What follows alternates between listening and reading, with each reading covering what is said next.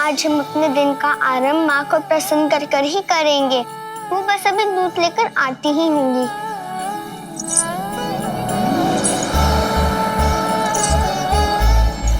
माँ देखिए, आज हम स्वयं तैयार हो गए।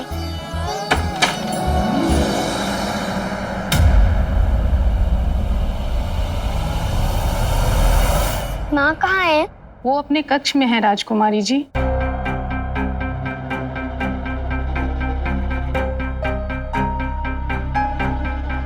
माँ का क्रोध तो शांत ही नहीं हो रहा है और उन्होंने कल अपने हाथों से मुझे भोजन भी नहीं कराया और भोजन कक्ष में भी नहीं आई। उन्होंने स्वयं तो भोजन किया होगा ना?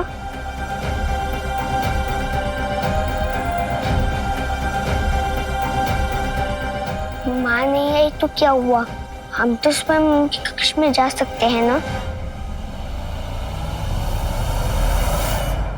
अरे पुत्री वैष्णवी, इधर आइए। ये दूध लेकर आप यहां क्या कर रही है? दूध का सेवन ना तो हम करते हैं और ना ही आपकी मां।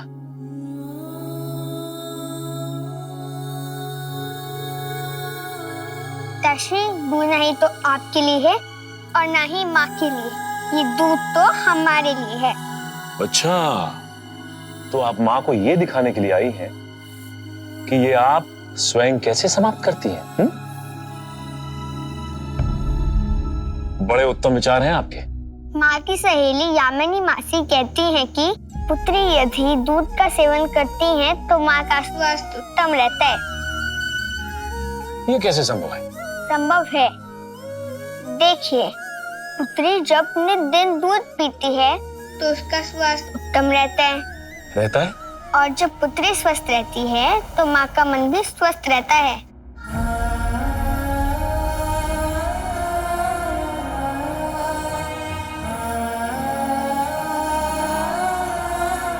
इसलिए हमने निर्णय किया है आज से नित दिन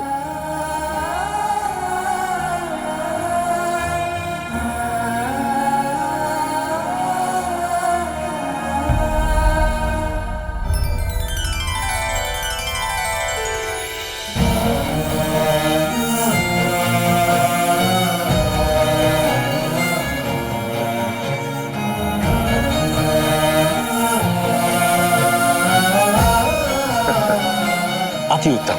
तो ये मां के स्वास्थ्य के लिए था। देखिए तो महारानी, हमारी पुत्री कितनी बड़ी हो गई।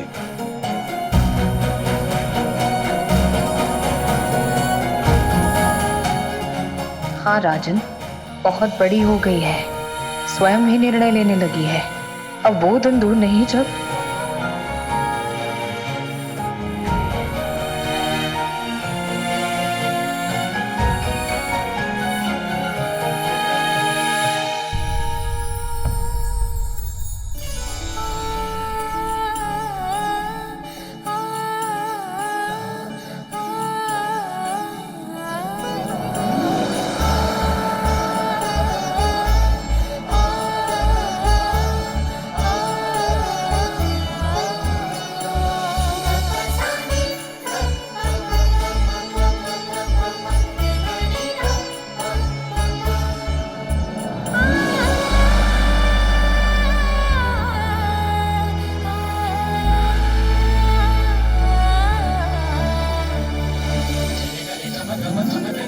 माँ, ये हम डाल दें? एक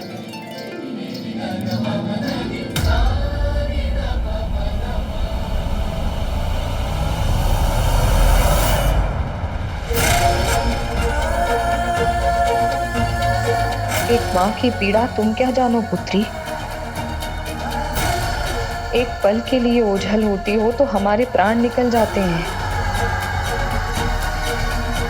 जब एक दिन हमसे दूर जाने का निर्णय लोगी तब क्या होगा हमारा? हमें स्वयं को उस क्षण के लिए अभ्यस्त करना होगा।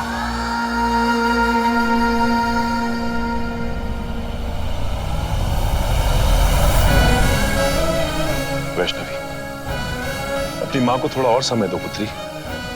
वो सामान्य हो जाएंगी और सब कुछ मंगल होगा।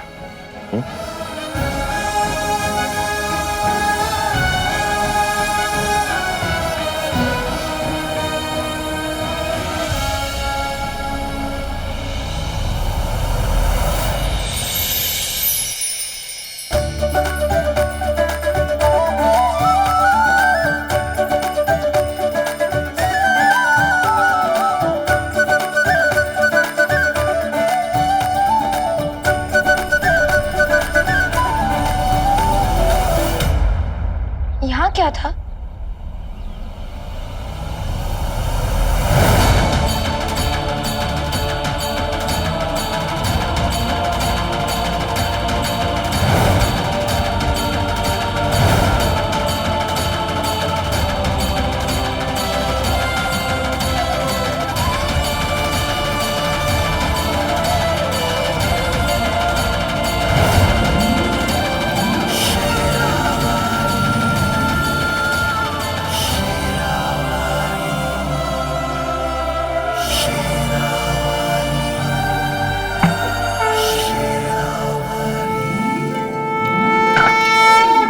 क्या चित्र बना रही हो पुत्री?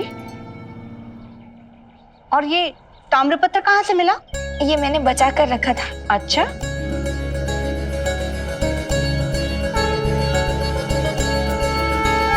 ये चित्र तो अत्यधिक मोहक है।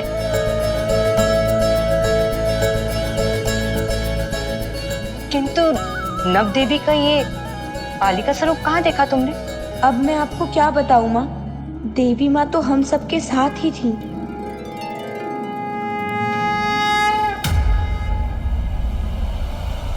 ये पत्र किसका है माँ? तुम्हारे पिताजी का। वो वापस आ रहे हैं। सच माँ?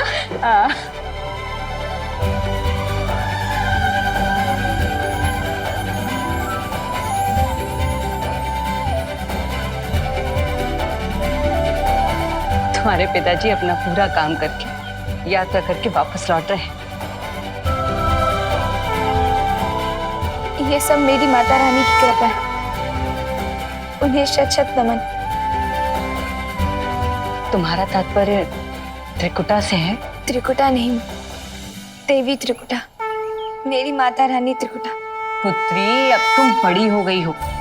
मनुष्य को भगवान समझना एक कल्पना तक तो ठीक है, किंतु वास्तविकता में बहुत कष्ट देता है, और ये तुम अच्छी तरह से जानती हो।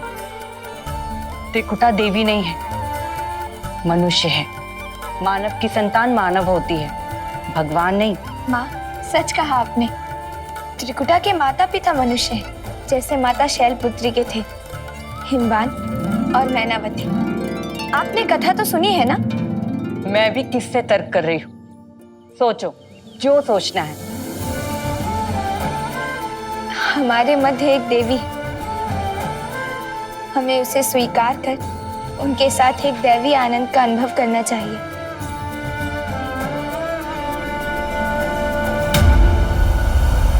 जितना चाहे चित्र बना लो, उस कन्या को मंदिर में बिठा लो, किंतु इस लोकनाथ के कोप से बच नहीं पाओगे तुम लोग। उसका दिया हुआ सुख टिक नहीं पाएगा।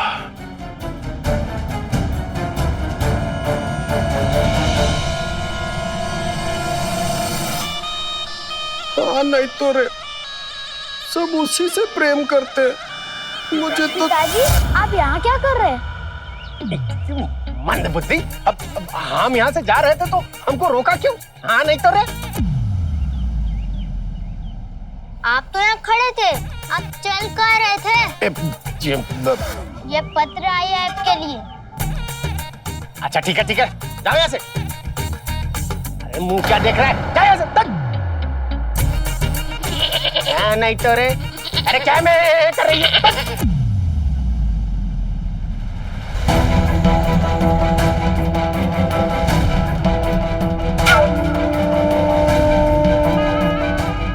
अंततः प्रतीक्षा की घड़ी समाप्त हुई। आ रहा है वो। देखता हूं तुम लोगों का यह हर्ष, उल्लास, यह आनंद कितने दिनों तक टिकता है। इस पूरे गांव में अब मेरा ही वर्चस्व होगा, पंडित लोकनाथ का वर्चस्व होगा, और इस त्रिकुटा को तो लोग स्वप्न में भी स्मरण नहीं करेंगे।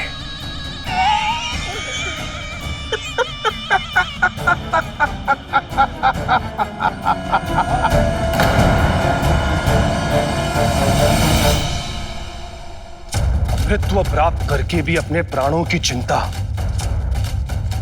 उचित नहीं है देवराज। ऐसा भी होगा कभी सोचा ना था। पाप नाशनी के मृत्यु के पीछे मेरी मंशा महादेव द्वारा संपूर्ण असुरों का वध था, किंतु क्या मैं जो कर रहा हूं वो उचित है?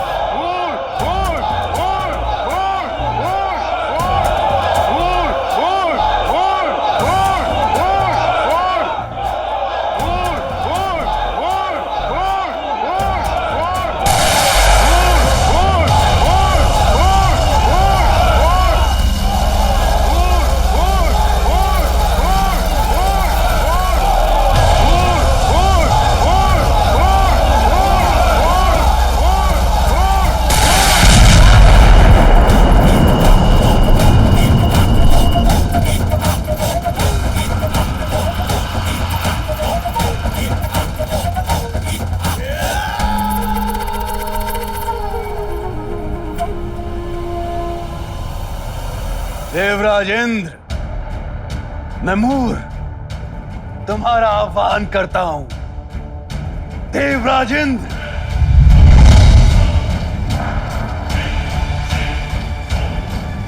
तुम जानने के इच्छुक थे ना कि हमारी अगली चाल क्या होगी, तो स्वयं देख लो अपने नेत्रों से।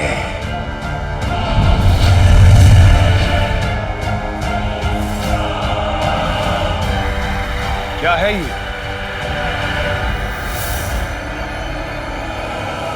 ये है हमारे नए अस्त्र, मेरे भीम काय हत्यारे।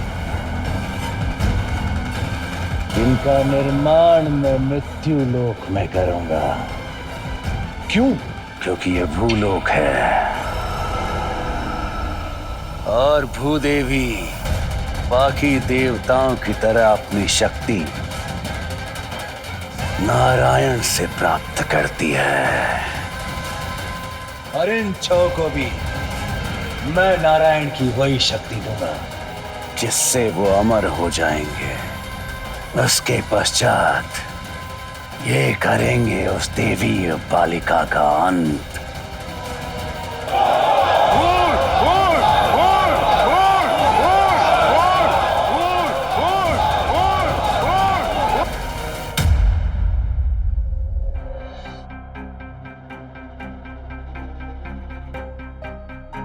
क्या हुआ? रानी माँ ने आज भी बात नहीं की? नहीं, आज तो हमने स्वयं अपना दूध भी समाप्त कर दिया।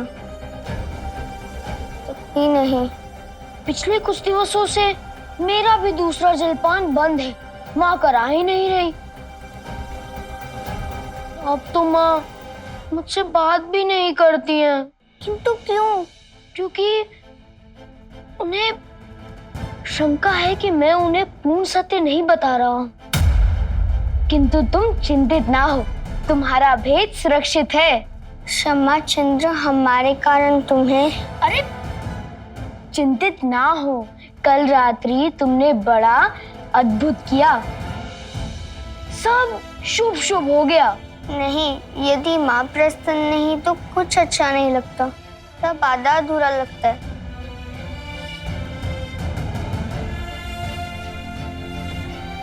हमारे कारण तुम्हारी माँ भी तुमसे रुष्ट है। ये हमें स्वीकार नहीं।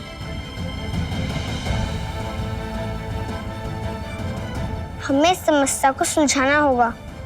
सुलझाना होगा, पर कैसे?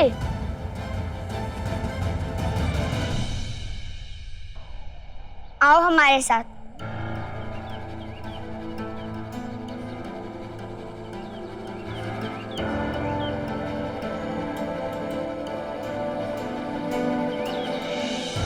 नहीं, यह उचित हल नहीं है और उसके सफल होने की संभावना भी निम्न है।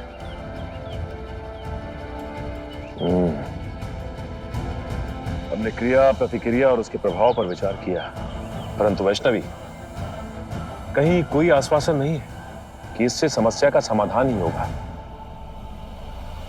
कहीं उनका क्रोध और बढ़ गया तो? हमें वो सब ज्ञात नहीं, मात्र सिर्फ ये ज्ञात है कि माँ हमसे रुष्ट हैं और ये हमें स्वीकार नहीं, किंतु स्वयं से अधिक हम चंद्र के लिए चिंतित हैं। हमारे कारण काकी माँ इससे भी रुष्ट हैं। ये तो हमें भी ज्ञात नहीं है। पिताश्री, ये महत्वपूर्ण नहीं है। महत्वपूर्ण ये है कि अब क्या करें।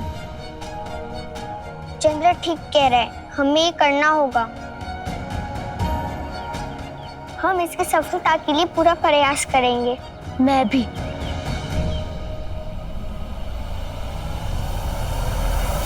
जब तक माँ हमें क्षमा नहीं कर देती तब तक हम ना तो भोजन ग्रहण करेंगे ना ही जल।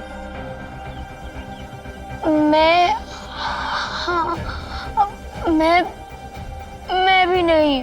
पुत्र, ये क्या कह रहे हैं आप? सब कुशल तो है? आपका स्वास्थ्य तो ठीक है ना?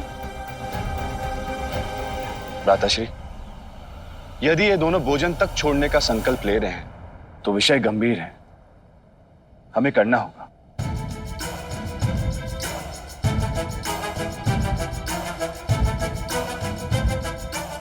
अवश्य।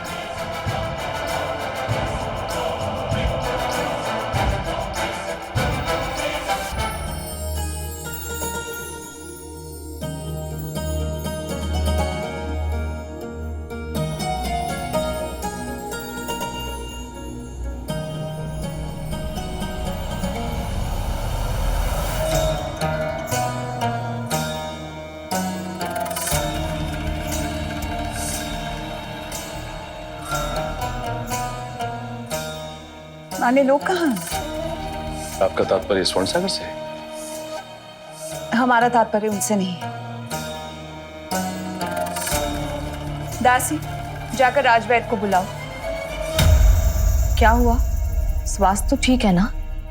हम बिल्कुल ठीक है। राजवैद्य को चंद्र के लिए बुलाया है। आप ही देखिए, इतने सारे व्यंजन होते हुए भी भोजन के समय यदि चंद्र यहाँ अनुपस्थित है, इसका अर्थ या तो ये है कि चंद्र अस्वस्थ है या फिर खेलते खेलते चोटिल होकर गिर पड़ा हो और पीड़ावश यहाँ आ ना पा रहा हो। इसके सिवा हमें तो कोई कारण ज्ञात नहीं उसकी अनुपस्थिति का। आप अधिक चिंता ना करें, चंद्र आता ही होगा और साथ में स्वर्ण भी। आप अपना भोजन करना प्रारंभ कीजिए।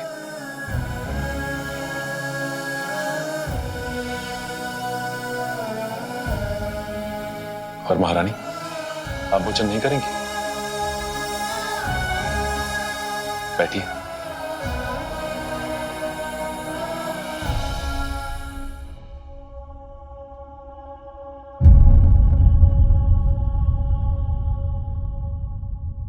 हम परोस देते हैं।